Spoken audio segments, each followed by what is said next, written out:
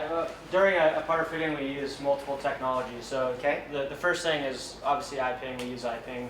Yeah. We'll do, in a typical fitting, we'll do about 7 to 10 sessions, or however many it takes to get you dialed in. Okay. We also use Quintic, which is camera-based. basically launch monitor for putting. Yeah.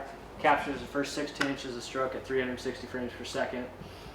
We use motion view technology with the cameras to kind of look at length, lie angle, ball position, all that kind of stuff. We really tweak that at all. And then the cameras above the table we use for our tracking cameras. See these, Matt? Yeah, so all the way down the table. What we use this for is we'll have the player, if the player brings in their gamer and then the fitted putter that we fit them into, we'll use that to fit to head weight. So we'll have the player hit multiple putts down the table, and we have a software that we can look at, and it'll show an ellipse of the ball. It would basically turn this whole table into a giant grid. Absolutely. And the type of ellipse is what we're looking for there for head weight. So running through this whole process, it typically takes about an hour to an hour and a half for a whole putter fitting. Could we do like a 10-minute one on me? Absolutely. Yeah. So my putting is fantastic. Let's see if we can work out why it's so fantastic. So what length do you currently play? I have this is 34. I think I'm 33. 33? Okay, let's bend that to 33 to start. I'm pretty sure I'm 33. Now I've got an answer. I've got an old answer with Slazenger on the decal. It's one of the really old. Back when Slazenger was the distributor. Yeah, absolutely, and I love it. So that would have been 70s? Yeah, I mean, I bought it off a guy at my 70s. shop where I used to be an assistant. Because what I like about the old ones is they're not as long. The answer at one period of time started getting quite long, and I didn't like that as much. This one's much shorter. Yeah, and I can see that it's more like my one. It's gone squatter, which I like. Has loads more loft though. My old one. I think it has like 4 degrees of loft on it. Yeah, certainly back in the day when greens were a lot slower, loft was really helpful. Yeah, absolutely. Go ahead and just take a couple of putts, get used to the speed of the surface to that first target. Okay. Act like that's the hole, like you're trying to make it. Yeah. It rolls about 11 and a half, so. Okay. Now, are you familiar with iPing? Do you use iPing? I have used it a little bit, yes. Okay.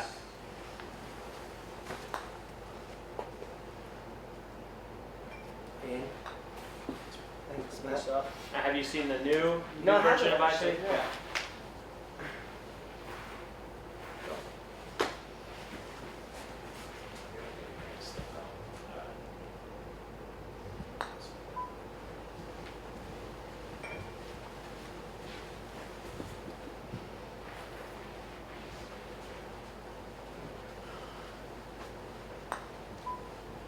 Now, do you have a miss tendency with your putting?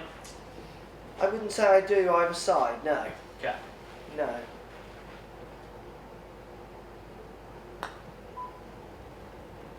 Putting generally has been one of my strengths, so I enjoy putting.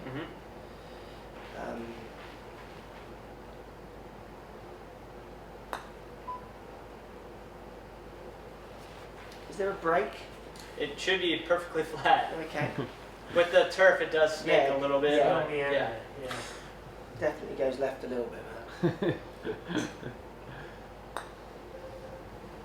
So that I started that right side.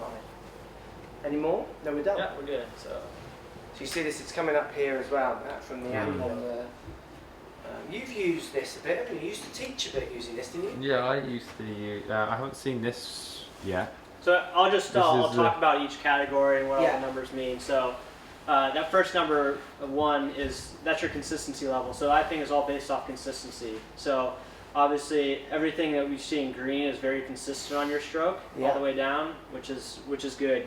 Yellow would be moderate, red would be inconsistent. So the first thing we're looking at is your closing angle. So 3.8 degrees, that's how much face rotation you have from the start of your downswing back to impact. So you're kind of right on that borderline between a straight and a slight arc putter. So something with a little bit of toe hang like that putter is going to match your stroke very well. I use a very heavy toe hang. You have a lot of toe hang? Okay. So if you were to have a miss tendency with that, it'd probably be a little bit more maybe off to the right. Yeah. Just because that putter is going to want to tend to open a lot. Yeah. And then with your minimal closing angle, it's just going to be a little bit harder for you to square it up. Yeah. So in this category, we would just look at different stroke types to see if we can get that a little bit more consistent. Yeah. Impact angle. I mean, you actually pulled a few putts. Yeah. Right. And That was the break. But if you're a regular gamer as a time putter, Yeah. then this is going to promote a little more that. Yeah, absolutely. Yeah. Impact angle is just a relative measurement from where you are at setup compared to where you're at impact. Yeah. So you're 1 degree closed there. So all that means is you just maybe just aim a little bit right of your intended target. And I did miss a few on the left. Yeah, exactly. So if this were inconsistent, changing neck styles, alignment features, just something a little bit better visually for the player to look down at. Yeah. That's what we look at. So maybe going to the catch, which is very easy to line up with those 3 lines. Just something different for the player. If that were inconsistent. I mean, I do that in lessons. If they're struggling to aim, I'll just experiment with bigger line.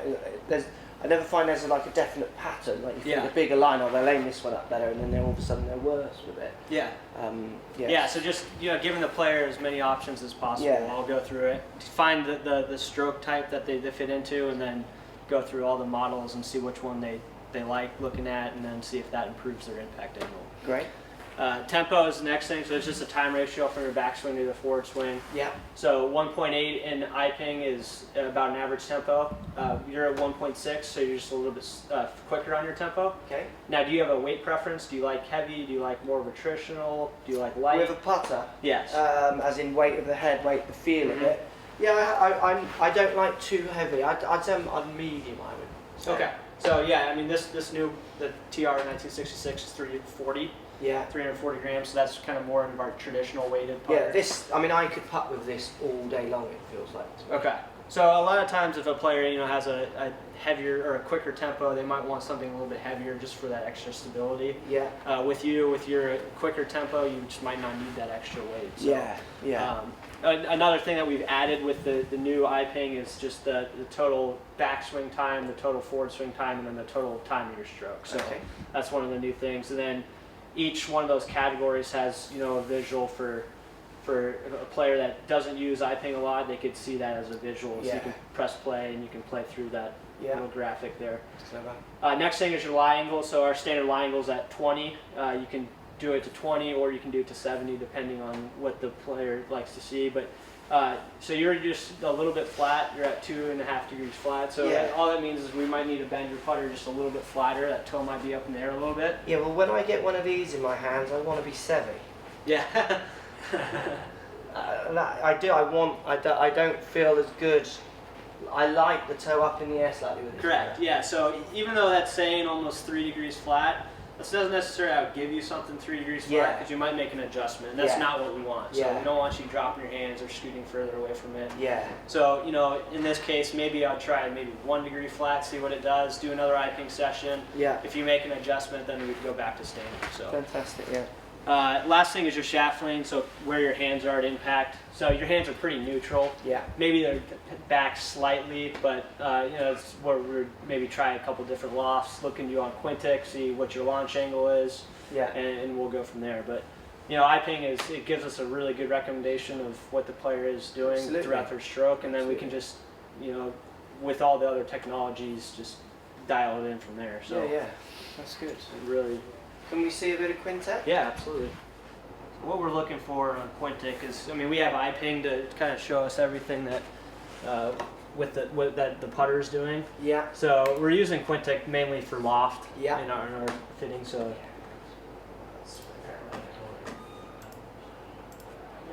So what's this putter's going to come out with 2 loft as standard? That has 3 degrees. Does it? Yeah. As in this or all your putters? All of our putters, yeah. 3. Yeah. Same target, yeah? Default.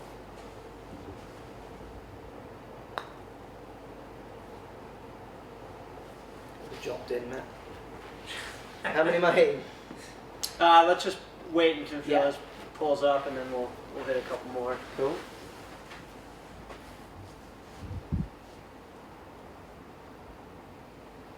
So you can see there that your launch angle will hit another one to see, but your launch angle is a little high there.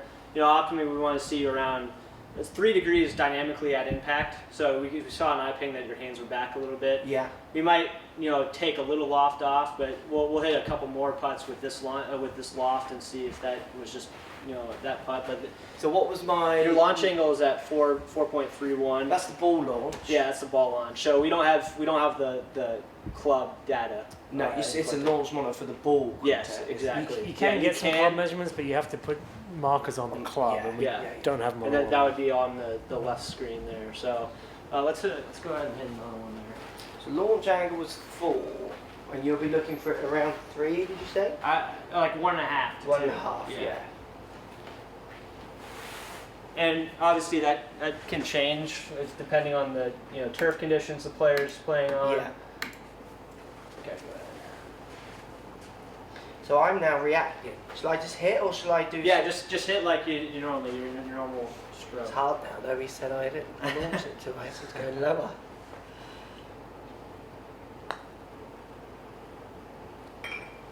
So our goal is to get a putter in the hand that fits you, so you don't have to make those adjustments. So Yeah, but yeah. Okay. That launch is lower. That one, I reckon. 3. better. So let's try something a little bit different. So we can just put it. So you could 2 make this degree come down to a putter. 2 degree, Yeah. couldn't you?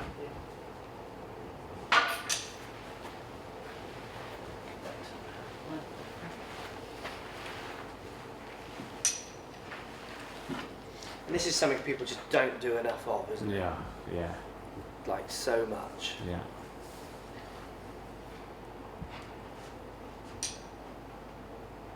They will comment, chat, react, drive a loft, shaft, like over and over again, but have no idea what they're delivering or doing with the putter. It's crazy, really. I mean, we're here, waste management starts this week. The guys, you've got Hunter out on the range. Who else is out on the range? But they've all been in here as well. Yeah. They're not just going out there, they're coming in here too. So this has got less loft on it. A little less loft, yep.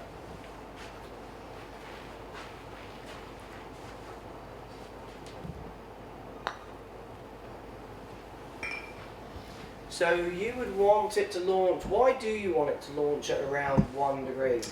So, I mean, the ball is definitely heavier than the grass, so it's going to sit in a little indentation. Yeah. So, why we want it dynamically right at 3 is because we need some loft to get that ball out and rolling as quick as possible. Okay.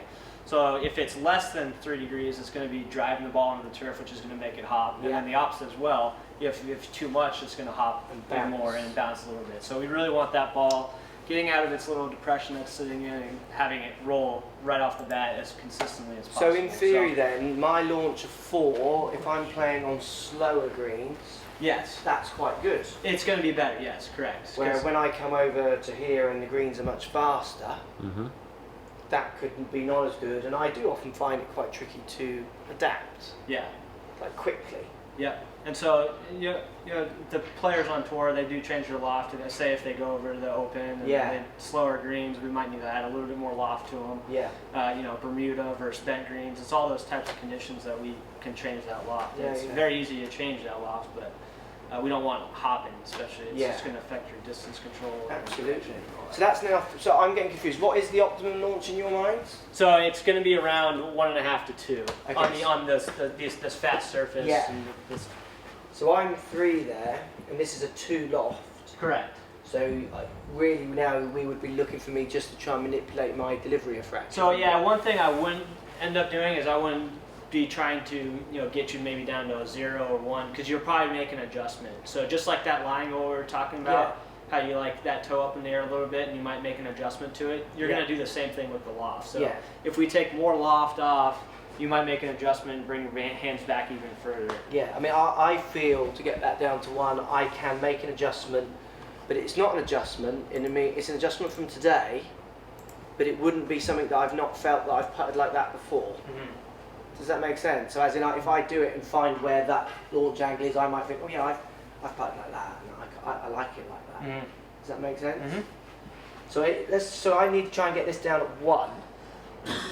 So I mean, a quick fix would be just ball position. Yeah, absolutely, but I hate it there. Yeah. Oh yeah. I mean, But I even with understand, yes.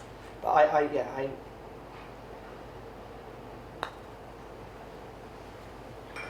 Because I feel my best putting and I always feel putting best when I'm doing that. Yep, exactly. So that time you had negative.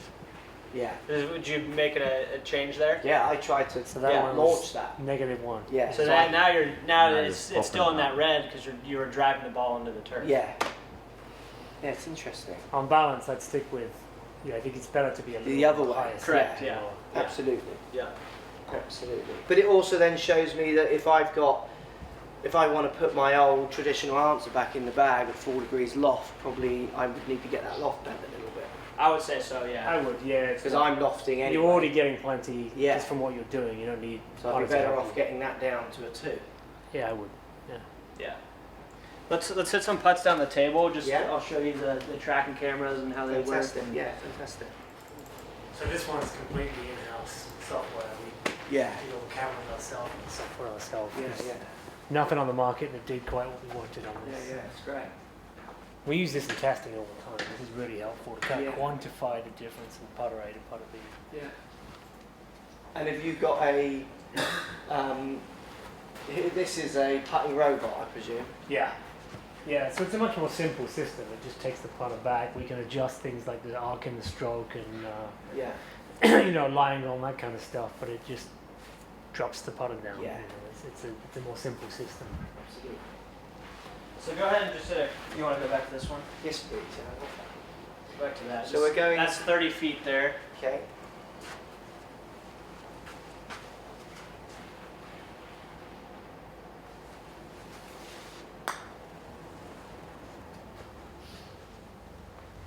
Oh, how embarrassing that. No. All right, we're done. Right. That's awkward, isn't it? It's gone and. Oops. So go ahead and hit another one there. That Do I one. need the dots? Anywhere around that, that's Did that one actually didn't capture? Yeah, it did. Oh, it did? Oh, yeah. It was just so good, you can't Yeah. see it. So this is definitely where we're going to spend some time on the fitting, really dialing in that head weight. Yeah. So you can see there, each time you hit a putt, it's just going to make an ellipse there. So it's going to show a down the line range, basically your closest putt to you and your furthest putt to you. Yeah. So your down the line range is 1, and then it will show how far you hit each of those putts and how offline they were.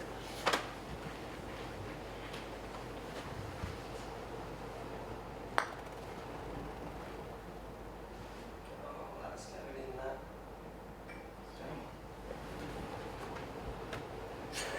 Done this before. Matt loves my putting, don't you, Matt? Not yesterday. Yeah, it's Lily was rubbish.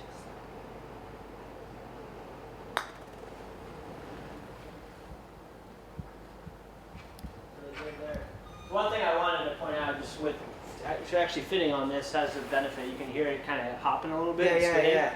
So just give that one a try. See if that just that's back to the 2 degrees of loft. Yeah.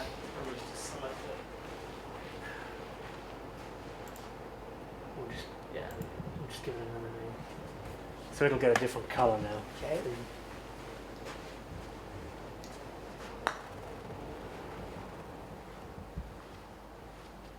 How many people putt off your table?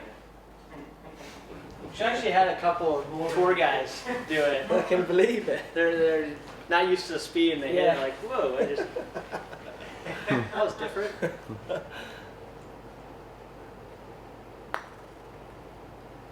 It's not hard enough, is it?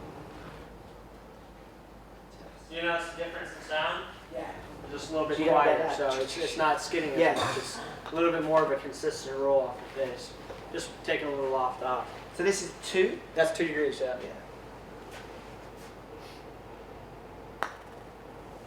Yeah. Noticeable.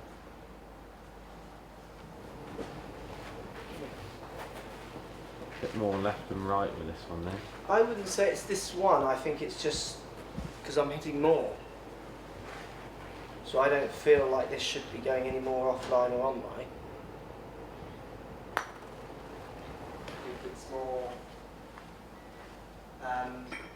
If you give me 10 shots, some are going to go offline, aren't they? Just so happened it. those ones were with this in my hand Mhm. more than it was this. Now you understand statistics. I like that. Yeah. So I mean, these head weights are very, very similar. Yeah. I like looking at 2 degrees of loft. Okay. Like I like that I'm not seeing lots of loft. Yeah. Yeah.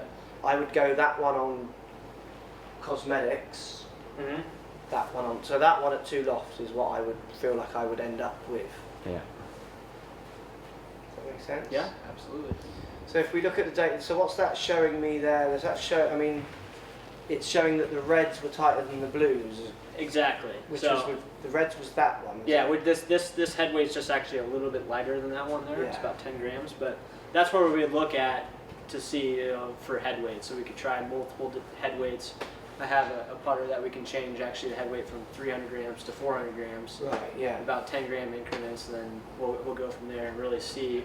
Comes down to the player and their feel and their consistency and all that kind of I stuff. mean, with so. the fitting in here, with certain players, you must see some massive gains, mustn't you? Yeah, absolutely. Especially if a guy comes in and it's maybe he's face balanced on eye ping, but he's using a putter that has a lot of toe hang. Yeah. So he just has to tend to kind of fight his stroke. Yeah.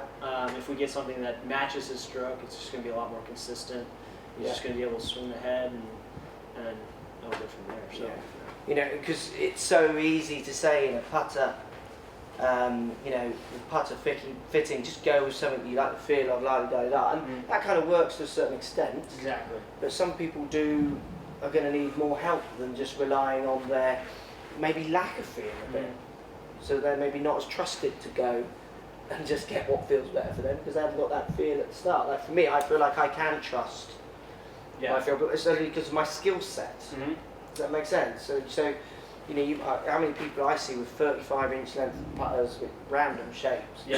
You know, you just think if you actually delve down into some of this, you could make huge gains with Yeah, that putter definitely. over. And you know, that's one thing we just did with Luke Guthrie. He was Yeah. in here and he's using an answer style with an answer 4 hosel, so it has a lot of toe hang. Yeah. He was face balanced, so we went actually changed his model and went to a catch mid, something that was just a little bit more face balanced, and that really helped his consistency level. Yeah. So on iPing, he was actually with his gamer, he was around like +2 on his closing angle, which is still very consistent because Yeah. he's a good player. Yeah. But by changing a strong arc to a face balance, it was actually the highest that we've ever seen on his closing angle at +7.5, which is basically the robot. Yeah. Which is it just he doesn't have to fight his stroke. Yeah. That's a little bit more consistent with that face balance model. Fantastic. So. Good.